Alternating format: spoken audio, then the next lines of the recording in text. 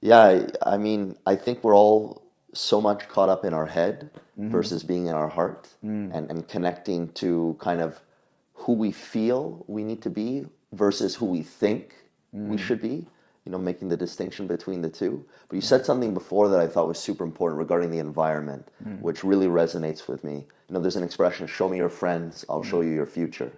And I don't think we realize how much our environment actually impacts and influences us. Absolutely.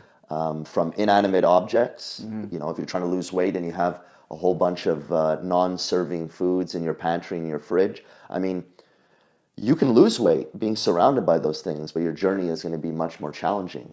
If you're trying to lose weight and people around you also have weight to lose and they're not empowering you and giving you positive energy, you can lose weight, but it's going to be very hard to do.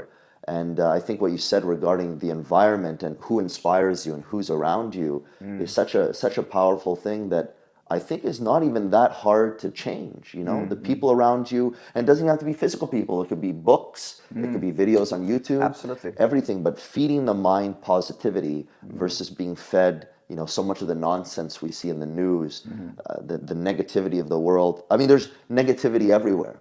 Someone, I was listening to a video the other day. And they were saying, you can go into the forest and you can isolate a particular moment. Perhaps there's one animal killing another animal, and you kind of box that in and you see that as a moment. But in this neck of the woods, a bird is giving birth. All of it's happening simultaneously, but what are you focusing on? But our mind always goes towards the negativity, and I feel not surrounded always by good people, positive things, but we have those resources there, all these books and podcasts, and it's really unreal. It's never been this easy to be inspired. And people often ask me this question, my environment's so heavy, I have toxic people, what should I do? And the principle here is not to move away from anything, it's to move towards something. Just move towards it. Don't worry about, the heavy, just move towards inspiring people, and all this stuff will just die of natural atrophy. So it's more about moving towards, like a plant moving towards the sun. It's not moving away from the shadow. I love it. This sort of a thing, This mindset, don't move away from a bad relationship, move towards a positive one. Don't move away from bad health, move towards thriving. It's that mindset that allows you to grow. Yeah, so basically focus on what you want versus what you don't want. It. Absolutely. Put the energy, you got to put your energy is finite, you got to put it into a basket. You can focus on what you don't want. I think it's important to know what you don't want, but not to live and dwell there.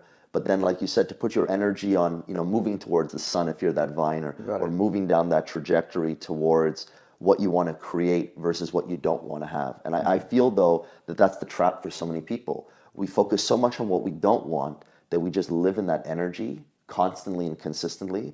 And I really feel that the quality of your life is the sum of your emotions. So if you're always in, this negative reality, that's your world.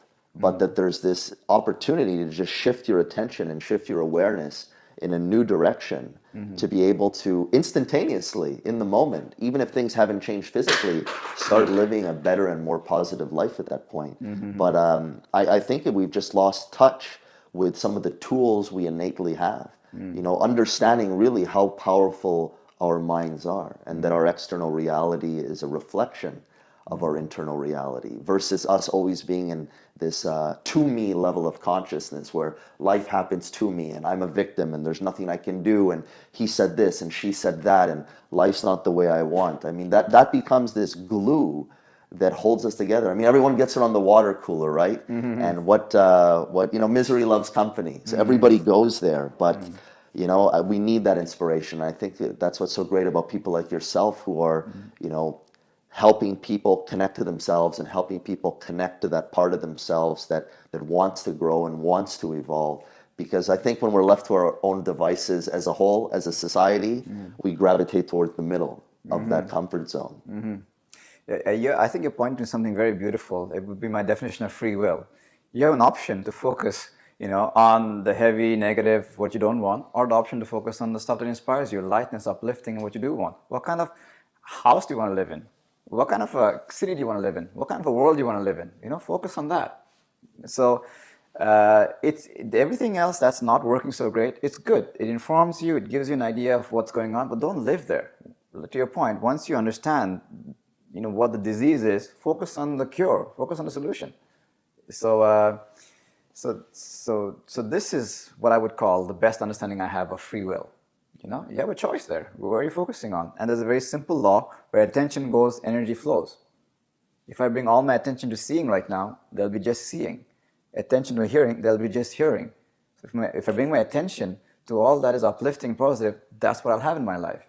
That's what I'll experience. And fundamentally, life is about experiences.